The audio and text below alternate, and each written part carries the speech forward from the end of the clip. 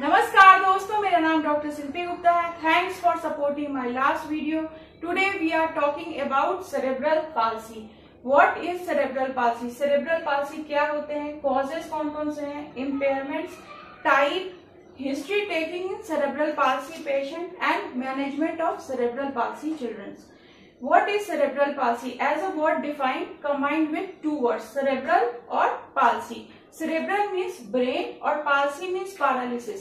जब ब्रेन की पैरालिसिस हो जाती है जिसके कारण की different area of the body paralyse हो जाता है, इसमें मेनली मूवमेंट एंड पोस्चर की डिसऑर्डर होती है जो कि non progressive lesion of the immature brain. Second one is causes of brain. कारण कौन कौन से हैं? मुख्यतः 3 कारण होते हैं, prenatal causes, natal causes and postnatal causes. Prenatal means before birth, जन्म से पहले, नेटल कॉजेस जन्म के समय and postnatal cause after birth. Prenatal cause, suppose mother having any disease, maternal disease, माँ को कोई बीमारी हो, मेडिटेशन चल रहा हो, रेडिएशन हो, ब्लीडिंग हो, किसी तरह का कोई ट्रॉमा हो या फिर मदर को कोई इन्फेक्शन हो। Natal causes, at the time of delivery, delivery के समय बच्चा अंडरवेट हो, वजन से कम हो, ओवरवेट हो, सिजेरियन हो, हाइपोक्सिया हो, ट्रॉमा हो, किसी तरह की कोई भी इन्फेक्शन हो, उसके कारण हो सकता है। Postnatal causes, postnatal causes due to any infection, suppose अगर ब्रेन में किसी तरह का इन्फेक्शन है, मेनिंजाइटिस हो, इंसेफेलाइटिस हो या फीवर हो, ये सब कारण भी सेरेब्रल पाल्सी के होते हैं। इम्पेयरमेंट्स ऑफ सेरेब्रल पाल्सी, कौन कौन से इम्पेयरमेंट्स हैं जो कि सेरेब्रल पाल्सी के बच्चों में हमें देखने के लिए मिलेगी? First one is mobility impairment, बच्चे को चलने में परेशानी होगी।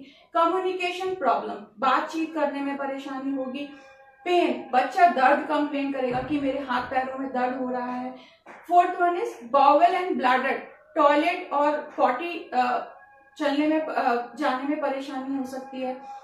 Fifth one is coordination problem, intellectual problem. IQ level ऐसे बच्चों में काफी कम देखने के लिए मिलते हैं। देन स्लीपिंग डिसऑर्डर्स, सोने में परेशानी हो सकती है। बहुत तरीके की cognition activity, interaction, family, social, emotionally वो स्टेबल नहीं हो पाते। These are some important impairments which is seen in cerebral palsy patients. Then fourth one is type of cerebral palsy. Mainly on the basis of brain lesion, cerebral palsy is divided in 4 types.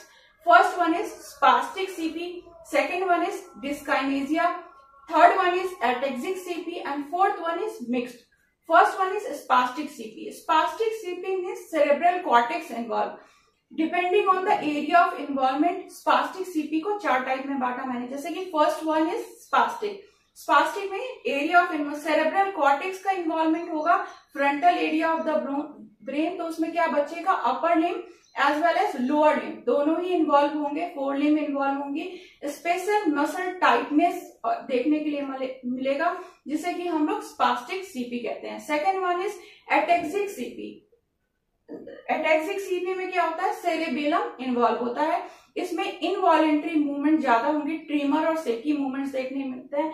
Third one is dyskinesia. Dyskinesia में क्या होता है कि mid brain involvement होता है, इसमें involuntary movements ज्यादा देखने के लिए मिलता है। And then fourth one is mixed, इसमें मिक्सचर ऑफ 2 कैरेक्टर्स और 2 टाइप। सपोज वो बच्चे के अंदर आपको एटेक्सिक सीपी के भी कैरेक्टर्स मिल सकते हैं, स्पास्टिक सीपी के भी मिल सकते हैं, तो mixture of 2 characters.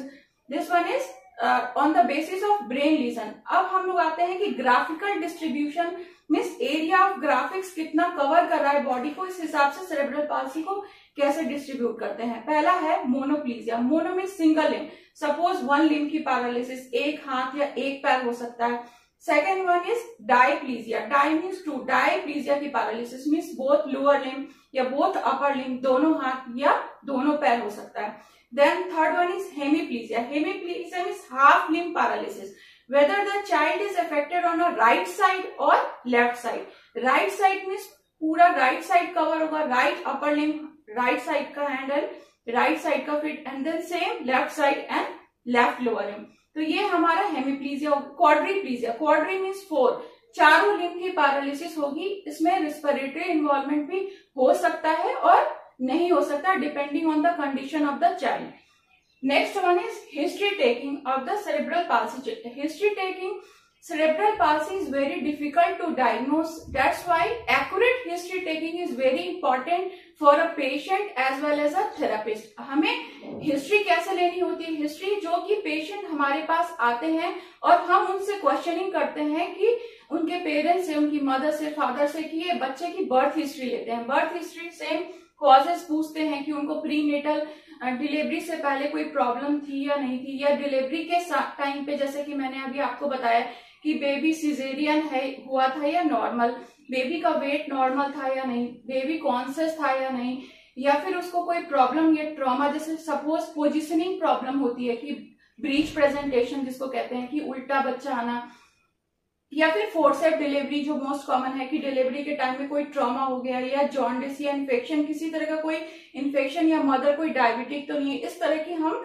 Birth history patient से, उसकी मदर से लेते हैं. सेकेंड वन इज, अगर पेशेंट को एपिलेप्टिक अटैक आता है जिसको दौरे कहते हैं, तो दौरा आता है तो वो कितनी देर का होता है, then timing of epileptic attack and then post effect.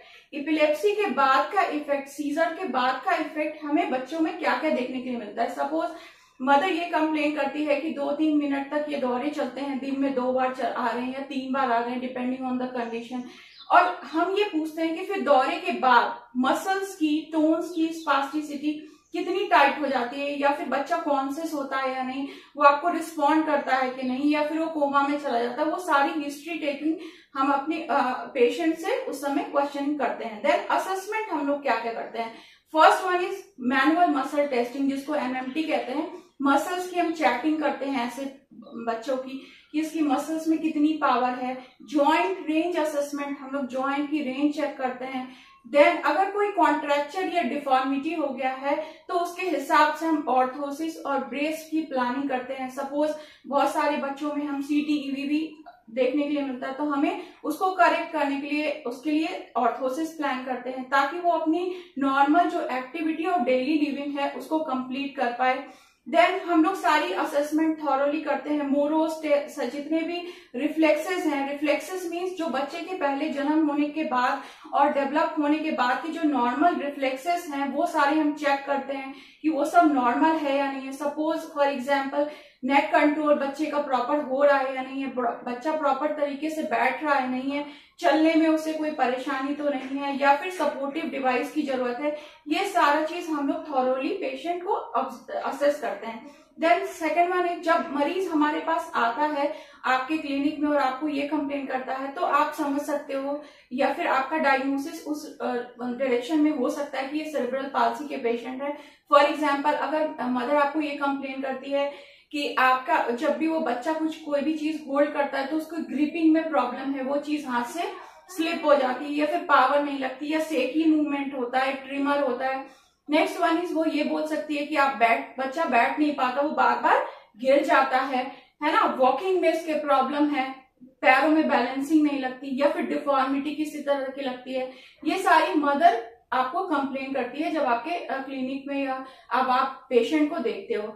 Then second one is कि हम लोगों को क्या क्या चीजें उनकी मैनेज करनी पड़ती है. Last one is management of cerebral palsy. Treatment of cerebral palsy is a complete rehab team जिसमें कि एक न्यूरो फिजिशियन काम करते हैं, पेडियाट्रिशियन का काम होता है, फिजियोथेरेपिस्ट काम करते हैं, ऑक्यूपेशनल थेरेपिस्ट करते हैं, और पूरी फैमिली की टीम काम करती है. एक कंबाइंड टीम एफर्ट है जो कि कंप्लीट रिहैबिलिटेशन टीम बनाते हैं, जो कि सेरेब्रल पाल्सी के ट्रीटमेंट के लिए बहुत इंपॉर्टेंट है.